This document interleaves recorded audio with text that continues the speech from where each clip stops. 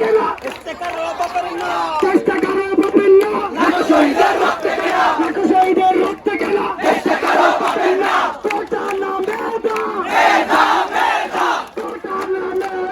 কত লক্ষ সারা বোকা বুকে চোদা চোররা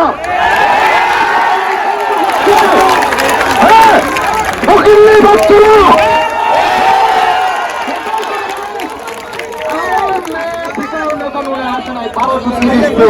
1300-র মধ্যে, কিন্তু 1160 1180 কোটার বিনিময়ে চলে যাচ্ছে। মুক্তিযোদ্ধা কোটা 53 বছর পরে কেন আমরা বলতে পারি বাজারে যাই আমরা